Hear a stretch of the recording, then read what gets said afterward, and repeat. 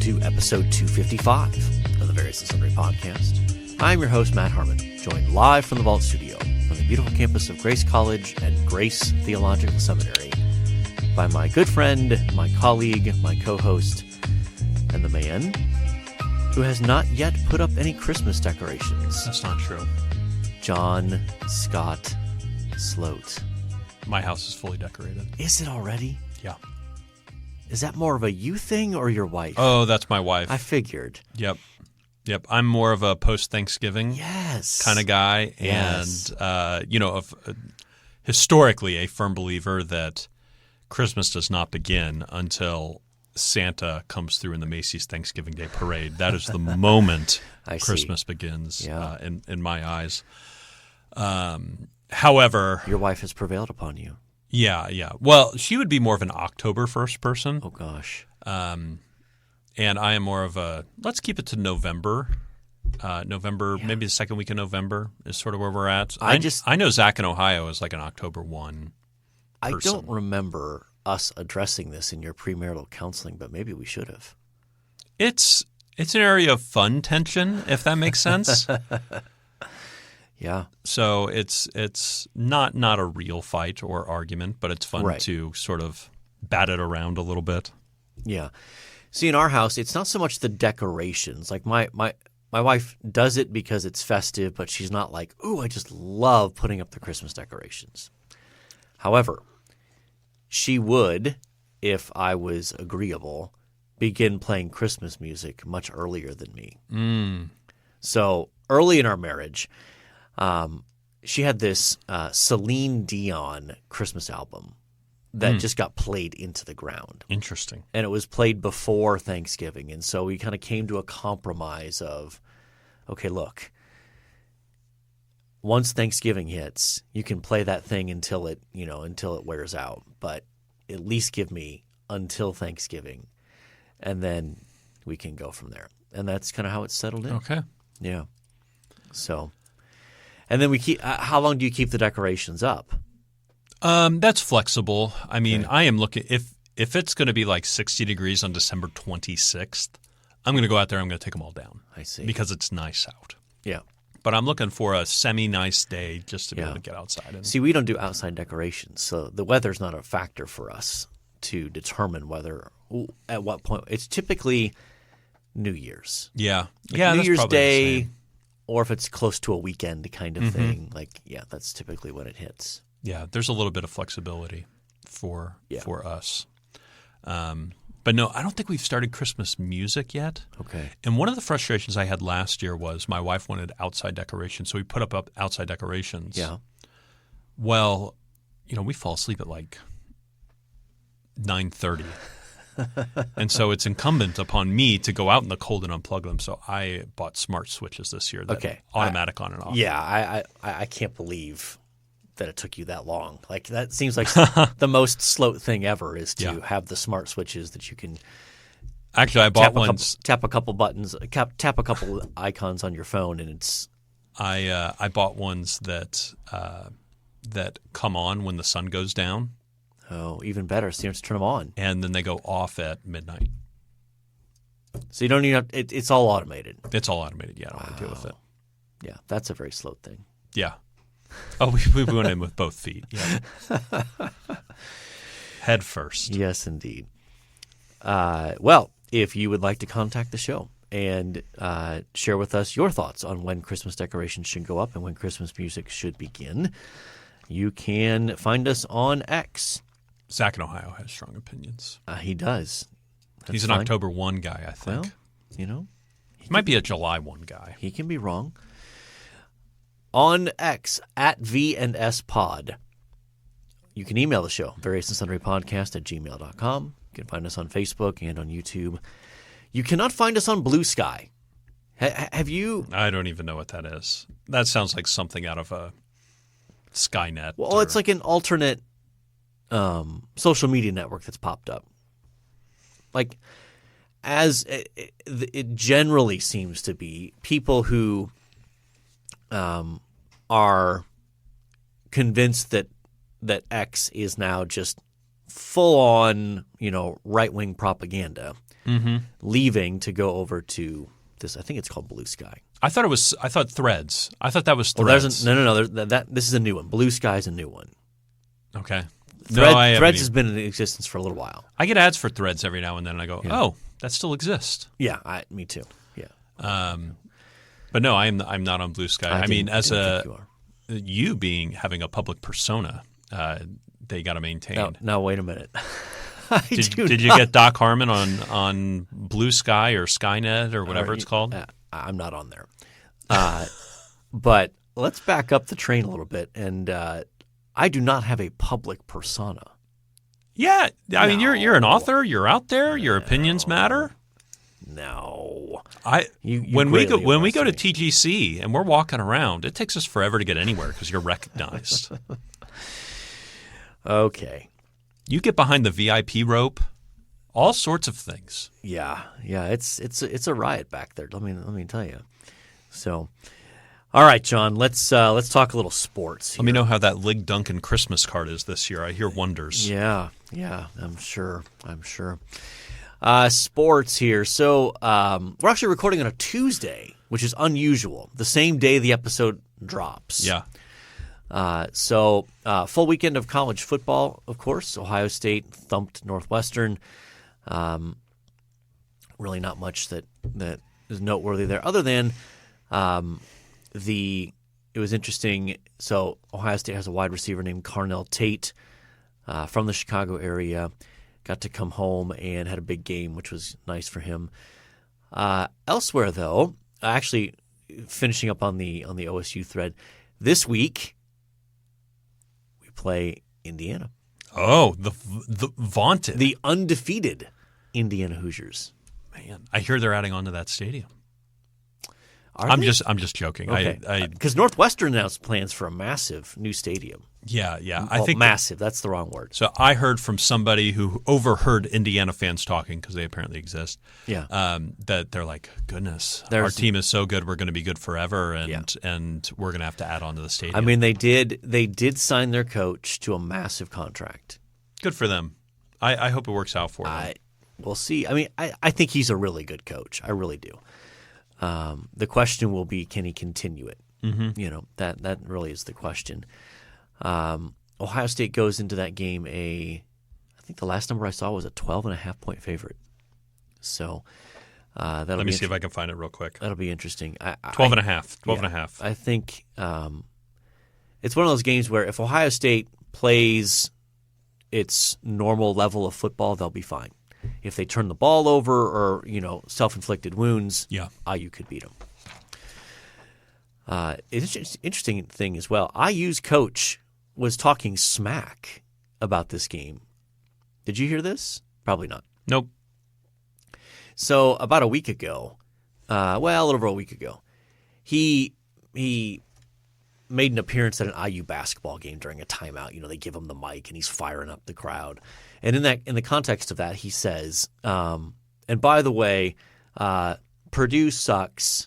That's their big rival, obviously. Sure. Riles up the crowd. Let's watch the language, though, Matt. I'm going to have to repeat it again. This is a direct quote.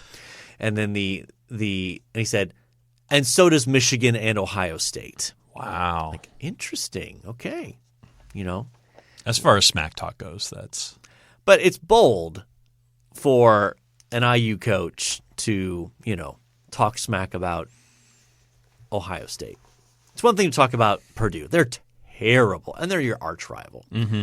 You haven't beaten Ohio State since 1988. In my lifetime. Yeah. So, let's it's a bold choice. Anyway, Oregon survived against Wisconsin. That was a closer than expected game. And actually, Wisconsin got hosed on a bad officiating call there in that game that helped tip the scales. Georgia beat Tennessee. Kansas upset BYU, so BYU is no longer undefeated. Finally, they were giving them a bye in some. Well, it's because of the way the playoff system is not rigged, is constructed. Yes, systemically. Yeah, it is a systemic issue here because they want to keep the value on conference championship games, on winning your conference. They want to reward that. So the winners of the conference title games get the top 4 seeds. So you're going to have a Big 12 champ. The Big 12 doesn't have anybody ranked now in the top probably, I guess the college football playoff rankings come out tonight, but they won't have anybody ranked in the top 15.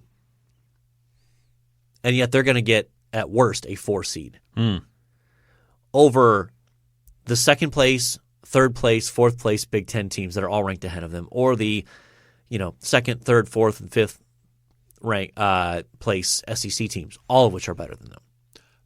Question for you. This is off topic. Okay. How does Alabama get to schedule Mercer in the middle? At this late stage. It's an SEC thing. Almost every single SEC school schedules basically a cupcake game in November. Now, in fairness, other schools kind of schedule all of theirs in September. Yeah. Early in the year, you're working out some bugs, that sort of thing. The SEC saves one. Actually, saves one is the wrong word because, and this is a difference, the Big Ten, they play 9 conference games. Mm-hmm. SEC only plays 8. So there's an extra floating game that they can use to schedule Mercer. Now, Mercer's 9-2. However, it's Mercer. Do you have the spread on that? Well, Alabama covered the 41.5 point spread. Yeah. Mm-hmm. Yeah. So anyway, I know you don't want to, but let's move on. We have to mention that the Jets lost another close one on Sunday. Yeah. So I watched 3.5 quarters of that game and then had a funeral to attend. Yeah. And so left thinking, the Jets are going to win this thing. Yeah, they were up 8. Uh-huh. When I left, and they were driving. Yeah. I was shocked. But ultimately not surprised if that difference makes sense, right? I was just like, here we go again. Yeah. Yeah. So 3-8 now, right? Yeah, 3-8. Okay. I did not have this on the bingo card. This is worse than I imagined. Yeah, you play out your worst case scenarios, and this is worse than your worst case scenario. Yeah. So I think they cut Aaron Rodgers. Yes. He had moments of clean pockets in that game, made bad throws. Mm-hmm. I don't know if you saw he threw a couple behind Garrett Wilson. Yep. When he wasn't being pressured. Yeah. Clean pocket. So I think he cut Aaron Rodgers. I think he get rid of the GM, cut the whole coaching staff, and start anew. Yeah, I think it's a total reboot.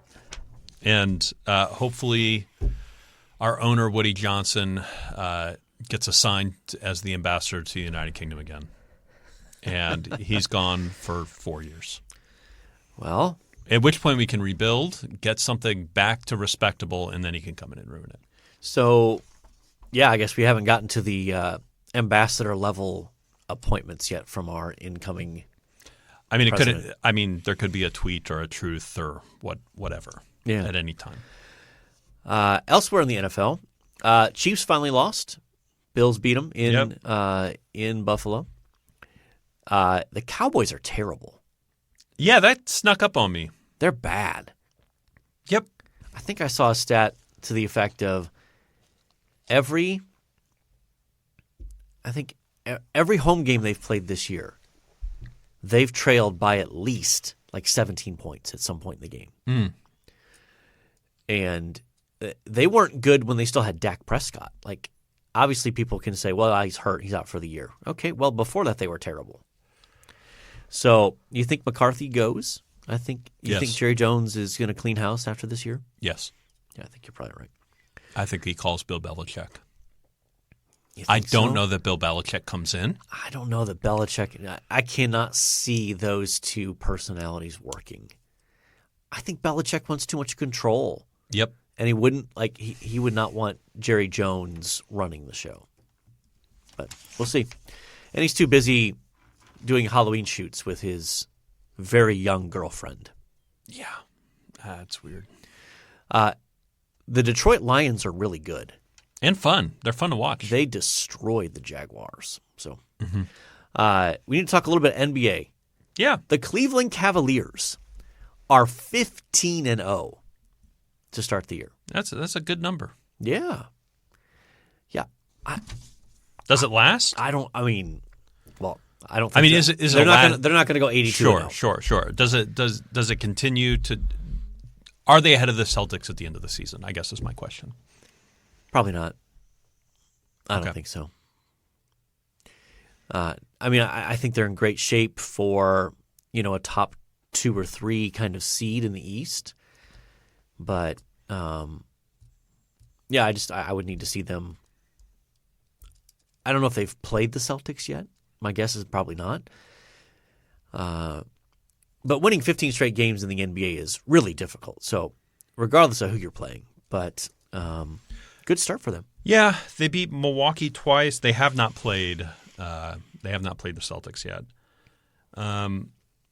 They're playing. A number of the teams they're playing are. They played the Magic. Yeah. Brooklyn, Chicago twice, 76ers without Joel Embiid, and Charlotte. Yeah. So, New Orleans is in there too. They did beat Golden State. So they have Boston tonight, actually. Oh, there you go. Today's the 19th. Is that in Cleveland or in Boston? That's in Boston. That's going to be a tough one. 16-0 looks tough to get to there. Okay, I'm guessing you probably didn't watch, but did you catch any of the highlights of the Jake Paul, Mike Tyson, quote-unquote, fight? I saw the results, and I saw a couple of highlights. Okay. I was following it on Twitter Yeah. leading up to it, but I'm not a boxing guy. I'm not either. I'm also not a Jake Paul guy. Me either. I hate that I even know who he is technically. I dislike myself more knowing that he exists. No, I get it. But yeah, I know he beat Mike Tyson. Yeah. And 27 will always beat 57. Yeah. I'm going to be honest, though. It looked a little staged. Oh, did you watch it? Well, from clips that I saw. And people who know boxing pointing out, look, I get that Tyson's almost, He's almost 60. Almost 60. But pointing out, he missed multiple opportunities where he had Jake Paul kind of staggered with a punch where the old Mike Tyson would have then haymakered him. Absolutely just blasted him. And he didn't. Now, some of that can obviously be age. You just lose the quickness and but I don't know. It would not surprise me if it was choreographed more or less. Choreographed in terms of, Mike Tyson gets a big payout, Jake Paul gets the notoriety, etc. So, I have enjoyed the memes following this fight. Yeah. Announcement: Jake Paul squaring off in home run derby against Babe Ruth. Yeah, who's been dead since the 40s. Yeah, and that's where stuff like that's really funny. Yeah, I don't follow boxing, but I do listen to a couple of podcasts with Ted Kluck, who is a big boxing guy, and you can tell he feels conflicted with he thinks Jake Paul is actually a pretty decent boxer, but he won't fight anyone in the sort of normal stream of boxers, right? Sure. It's all these guys that are past their prime or, so. Has he fought Conor McGregor? Did he? He might have. But again, that's an MMA guy. That's not a boxer. Well, the only other boxing fight I remember just ooh, I need to watch that. And I watched was Floyd Mayweather and Conor McGregor. Yeah. And that was pretty interesting. Yeah. Again, though, Conor McGregor is an MMA guy. He's not a pure boxer. So, but I think boxing has to go into these weird spots to get notoriety because nobody's watching boxing, or it's a very small percentage. Yeah. It's not like it was. And I mean, part of the problem with that's Floyd Mayweather in general. Like, I don't know how we got on criticizing Floyd. I guess I jumped there. But he is not an aggressive boxer. He's a defensive boxer. His fights are boring, and he wins on points. Mm-hmm. Yeah. Yeah. And that's boring boxing. I mean, there's the saying in baseball, chicks dig the home run ball, basically. Like, chicks dig the long ball. Yeah. Okay. Well, boxing fans tend to dig the, knockout with giant haymakers. Yeah. So, all right. Don't know how we got there. All right. Time to move on to our last installment of our series on Proverbs. Nice. Today we're talking about work. Hard work. Okay. And its opposite. Mm-hmm. Laziness. This is such a common theme in the Proverbs, and I think it has connections to. I mean, again, I don't want to overstate this, but I think one of the things you and I both observe about this current generation of college students, that at least among some, we're not going to paint the whole broad brush here, but there is often a lack of what we might call grit or stick-to-itiveness. Yeah, determination and perseverance. And so, at least in that sense, I think a lot of what Proverbs has to say about work addresses that. In fairness, though, when you grow up in a generation where everything is almost instantaneous, you can understand why it's harder maybe to develop grit, perseverance, determination when you're so accustomed to, I want that, and then you have it. Well, and even writing at this point has become instantaneous, right? You need a paper, or you need to write a letter. Let's take it out of the academic realm. You need to write a letter. Well, just go on ChatGPT and give it some prompts and let it go nuts. Yeah.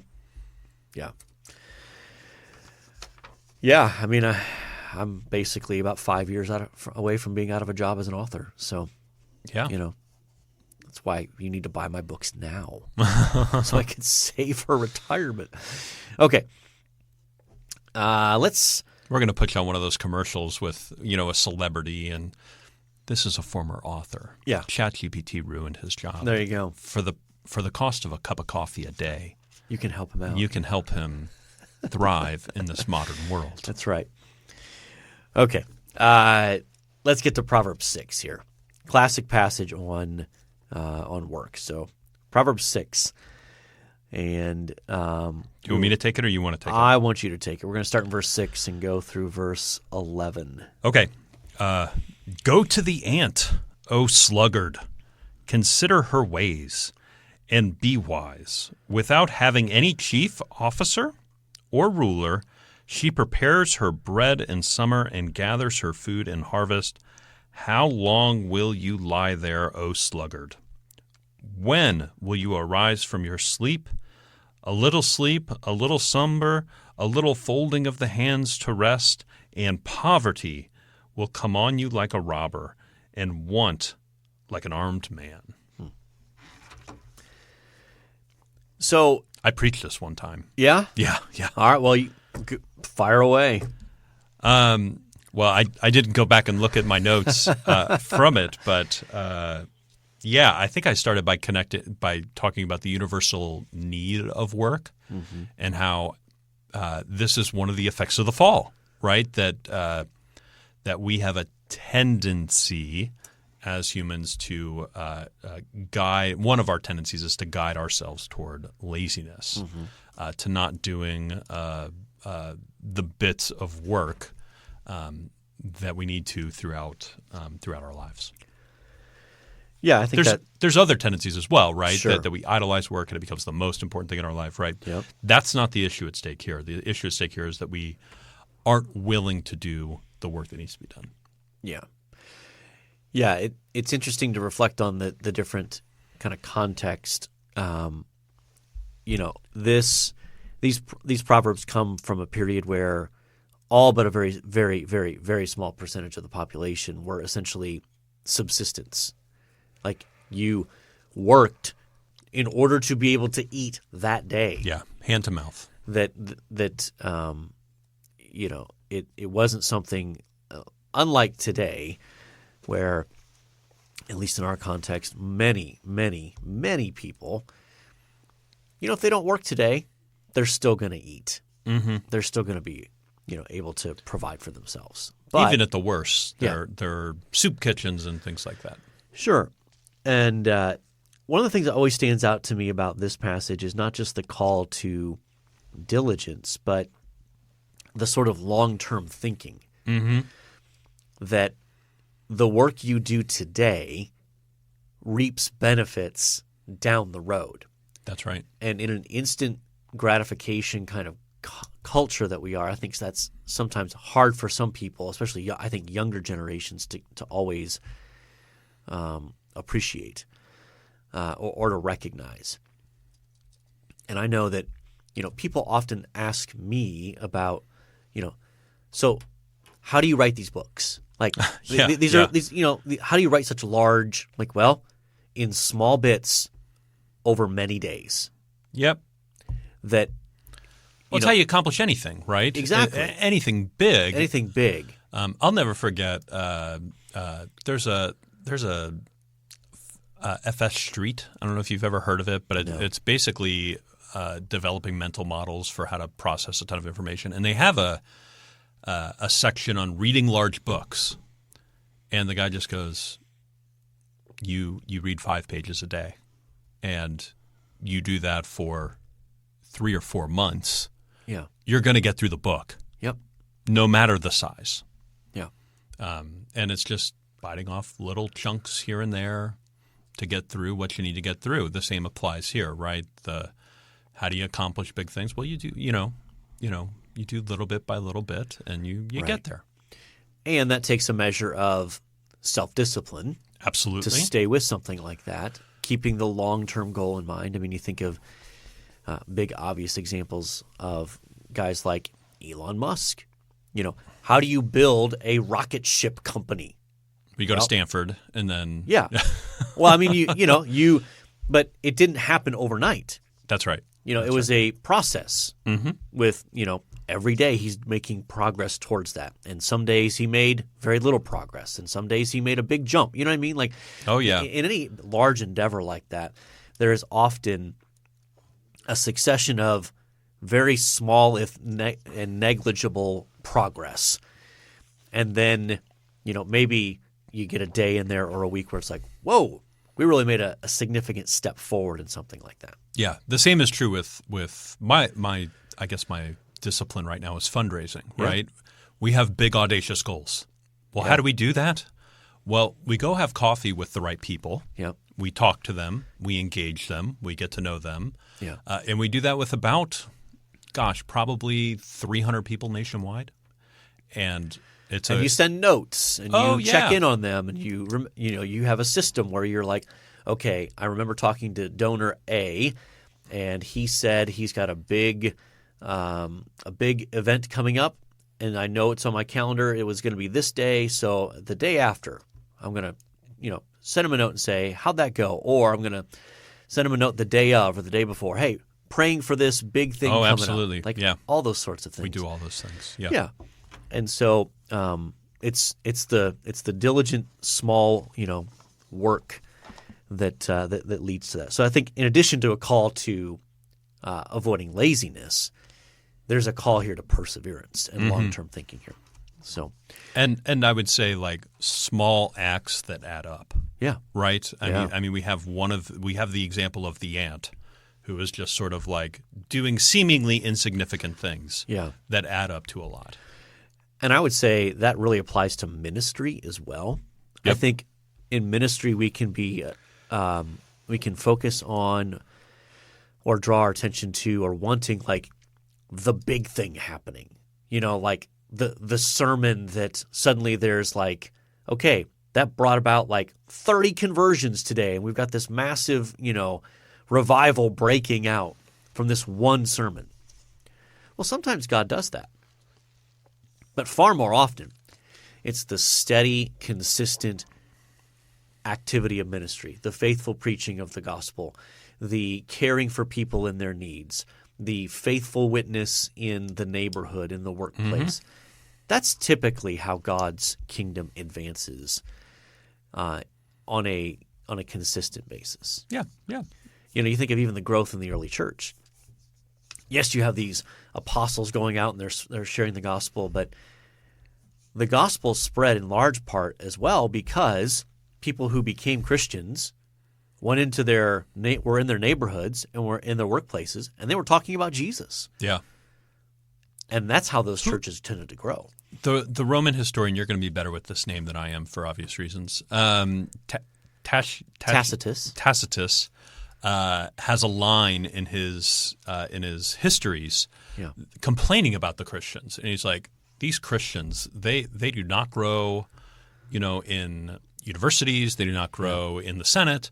They are having discussions and making converts in bakeries, tanneries, and other places in the marketplace, basically. Absolutely. So yes, small steps. Okay. We did a lot there. We did a lot with that one, but there's a lot with that one passage.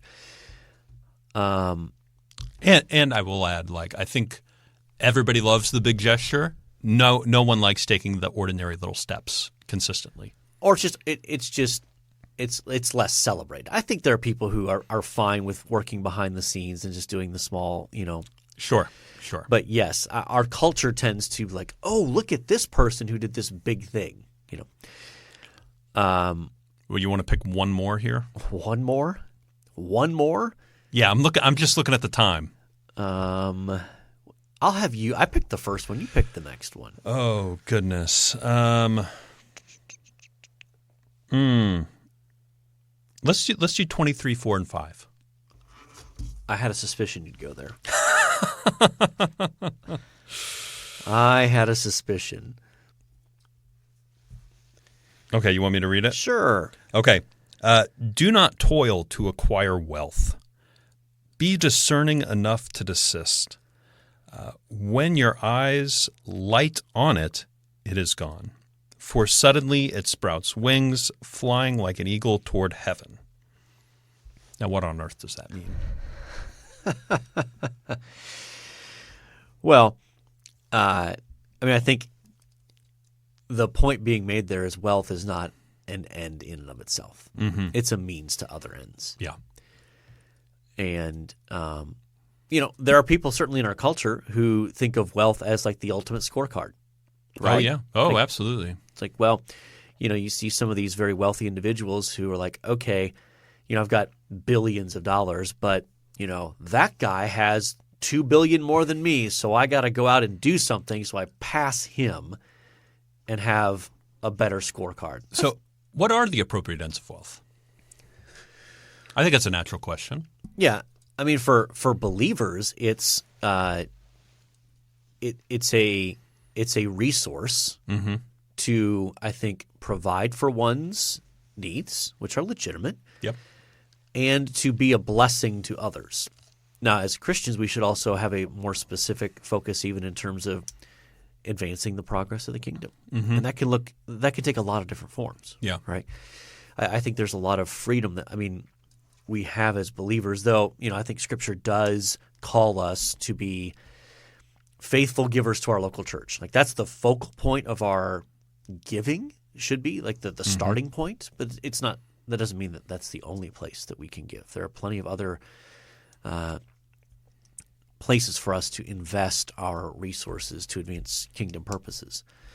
And I think that when you understand wealth as a resource and as a stewardship, then you're pretty much on track with where God would have you, regardless of how much wealth you have, whether you are an exceptionally wealthy person or a sort of ordinary person in terms of wealth. And again, ordinary by American standards is different than, say, ordinary by some other cultural standards. So I think understanding wealth as a resource to advance God's purposes and as a stewardship gets you a long ways down the road. So I hear providing for our needs, Yeah. right? That's a legitimate use. Yes. I'm hearing generosity Sure. as well. Any other legitimate needs? Legitimate uses, you mean? Legitimate uses. And in generosity, I have advancing the kingdom, local church, other philanthropic endeavors. Sure. I mean, there is a place for I don't want to make it sound like you can never use wealth simply for your own enjoyment. Mm-hmm. There's a category for that, I think. Yeah. Even that though can be distorted, of course, but a lot depends on one's motivations. Yeah. It's appropriate, I think, to say, sure, using one's wealth and resources for a vacation where you disconnect from work and enjoy time with family in a beautiful part of the world. Sure. Yeah. Like God's not saying, "Oh gosh, God is not typically saying in that scenario like Judas, well, why wasn't this given to the poor? Sometimes I think we can hyper spiritualize some of those things and say that, well, gosh, every dime we have beyond just paying one's bills should go to various causes or that sort of thing. And I think, well, that's not necessarily what God calls us to. Yeah. He calls us to have a loose hand around our resources and wealth and be generous with it, but not to such a degree that everything has to be directed in that way. Mm-hmm. You have thoughts. This is in your wheelhouse. Yes, I think what you laid out there is accurate, right? That I think a lot of it does come down to motivation. Mm-hmm. I do think we need to think more about philanthropy. I say that as the philanthropy guy, right? That's right. I will also say, I do think there is taking hold in some Christian circles, sort of a no. We need to live and in some ways I do agree with this, a very simple lifestyle. Yeah. And in some ways I really agree with that. Absolutely, what you do should not be overly complex and require a ton of you. Right. In the same breath, I want to go, yes, but we also, there's if you're so frugal and wanting to live a certain lifestyle that you can't host a gathering at your home. Sure. That's a pretty big issue. Yeah. Where you can't live out some of those hospitality things. Yep. Things like that. And even going back to Proverbs 6, there is a place for planning for your future financial stability, right? That there's a wisdom that is involved in that. That it's not wrong for Christians to put money away in a 401k or to invest in their IRAs or things like that. It's not inherently wrong. In fact, or your HSA with its triple tax benefits. There you go. Yes, it's that's part of financial wisdom that will enable you to continue to potentially be generous down the road. Right? Yeah. I mean, when people finally realize the magic of compound interest, it's crazy. It's insane, yeah. And so you might say, well, gosh, that $1,000, you could give that to a ministry right now. You're right, you could. Or if you invest that, and then in your retirement, when you start to draw on that after it's sat in collected interest and grown for 25, 30, 40 years, yeah. Who knows how much you might have to be able to be generous? That far transcends that $1,000 you might have given, at the time. So one thing I always trot out for people thinking about this is money put in, and just basically not invested in a particular stock, but just sort of the total market. Yeah. On historical averages, will double every 9 years. Yeah. So if you put $1,000 in and leave it in for 18 years, it will be $4,000. Isn't that wild? It is. That's crazy. When you've done nothing. I mean, you've literally done nothing. That's other right. Than just put it away and just watch. I love compound interest. It's a magical thing. It's the eighth wonder of the world. All right, we're ready to for move sure. on here. Yeah, we need to move on. Time now for this day in sports history. All right, this day in sports history, November the 19th. Yeah. We're coming down to the end here. We are nearing the end of the 5th year of Just this 5 podcast. years. Wow. Yeah. Wow. Interesting. 1961, Houston Oilers quarterback George Blanda passes for 7 touchdowns in a 49-13 rout of the New York Titans at, is that Jepson? I'd just say Jepson probably. Jepson Stadium in Houston. Okay, so were the Titans, they became the Giants, is that right? I believe the Titans became the Jets. The Titans became the Jets. Yeah, I think the Giants were always the Giants. Okay. Now, are you familiar at all with George Blanda? Not really. Like, I recognize the name, but... Okay. I just remember when I was young, like, he was still playing in the league like in the late 70s. Now, he had stopped being a quarterback at that time and was just a place kicker. And he was like this 45, I can't remember how, but he was like mid-40s. And he just looked this, had this grizzled look. He was a kicker, did the straightforward kick, not like the, the soccer style. Yeah. And there must be research that says the soccer style is much better. Oh, I'm sure. I'm sure. 1978, the Miracle at the Meadowlands. Eagles' Herm Edwards returns a fumble for a touchdown with 31 seconds left to give Philadelphia a 1917 victory over the rival New York Giants. You play to win the game. Hello? I mean, think about how that did change the game, right?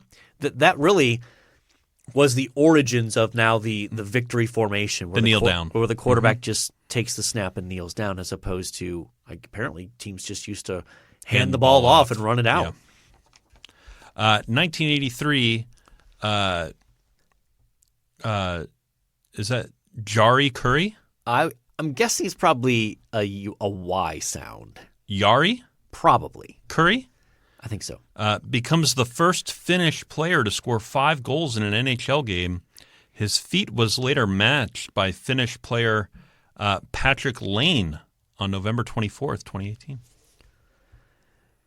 You love a good Finn. I got 2 in there for you. Yeah. I'm a big fan of the Finns. 2018, the Rams beat the Kansas City Chiefs 54-51 at Los Angeles Memorial Coliseum. Third highest scoring game in NFL history. First time 2 teams scored 50 points in the same game. Pat Mahomes, noted son of Mets player, 6 touchdown passes for Kansas City in Monday Night Football history. I remember that game. I didn't watch the whole thing, but I remember it felt like... I remember that, yes. They were just scoring at will. Right. And it felt like a bleed over from the college game, because around that time in college, like, it was offenses were making significant advances and defenses hadn't quite caught up yet. Mm-hmm. And so it was common to see college games ending like a 54-51 score, but that was unheard of in the NFL. And that was still Jared Goff at that time, correct? Yeah. Yeah. 2019, LeBron James hits 25 points, 11 rebounds, 10 assists as the Lakers beat the Oklahoma City Thunder 112-107 to become the first player in NBA history to record a triple-double against all 30 franchises. Yeah. That's pretty interesting. All 30. LeBron's still playing. He is. And so far this year's playing well. Yeah, he hasn't fallen off the cliff. Yeah, I mean, they literally just put... Was he drafted the same year as Dwayne Wade? Yes. And they literally just put up a statue of Dwayne Wade, which, by the way, looks nothing like Dwayne Wade. Yes. I've seen the memes on that for sure. Yeah, but I'm sure you've seen the, stories or tweets or whatever talking about what LeBron does to keep himself Spends healthy. like $1 million a year. It's over $1 million. I think it's like inflation, since I've heard that. Yeah. But I mean, we're talking personal chef, personal, massage person, like all the he has a full-time staff that's just devoted to him and keeping him healthy.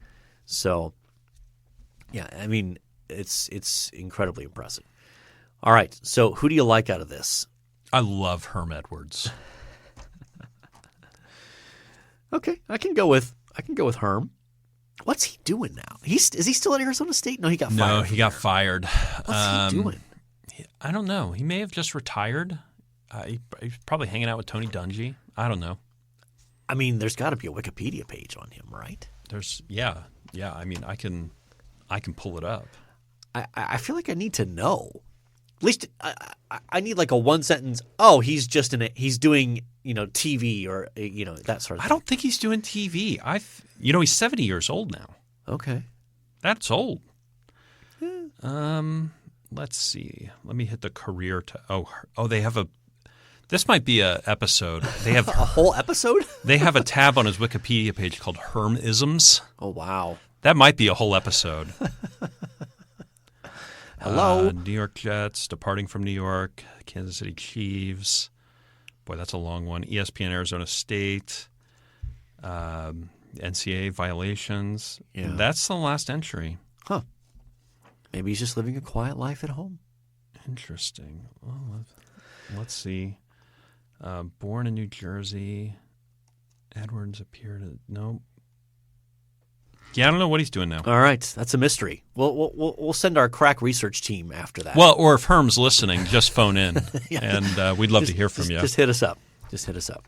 So Herm Edwards, it is. One thing you liked? So it's odd to say one thing I like was a funeral I attended on Sunday, but Delia Navarro passed away after, I believe, an 11-year battle with cancer. Yeah. Something like 20% of her life was spent battling cancer. Yeah. It was just interesting. We were talking about work earlier. One of her coworkers from Bowen Center got up and said she was at work with a bag, basically, like one of these drug bags, and she said people were calling off because they had a headache. Yeah. And she was like, I'm here with cancer, Yeah. Statements like that. And, just her sharing Jesus with the community, particularly the Hispanic community here in Warsaw was inspiring. And it was good to celebrate her life. Yeah. Yeah. So our condolences, obviously, to her husband, Benjamin. And we also know her son Marcos, and Deborah. Yeah, so just grieving with them, but grateful for her life of faithfulness to Jesus. On to something that is completely not like that at all in terms of significance. My wife and I have been watching the show Chicago Med. And finding it reasonably enjoyable. Okay. It's not great, okay, but it's reasonably enjoyable.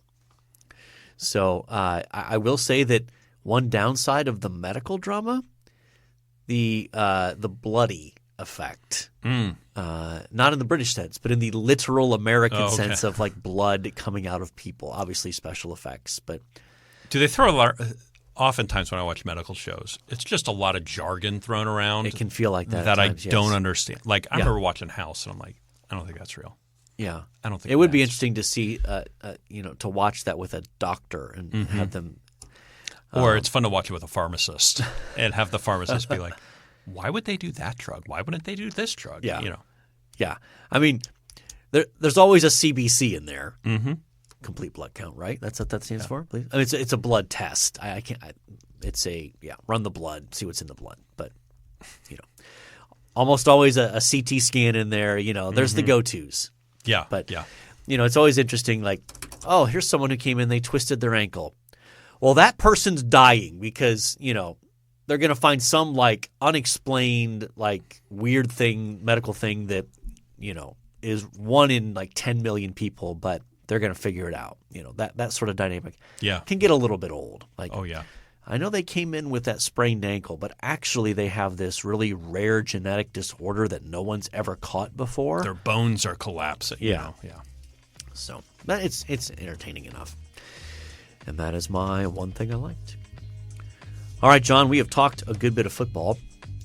We have talked about the Cavs 15-0 for now. We've talked about work, how it can honor the Lord, and also just the value of it, kingdom generosity, all those sorts of things. We talked about Herm Edwards. Changing the game of football. We talked about the memorial service for, it's Delia, is that how you pronounce it? I believe so. Yeah, Navarro. And we talked about Chicago Med. So I think by definition, we have covered our various and sundry topics. So all that's left to say is, until next time, the Lord bless y'all real good. Later.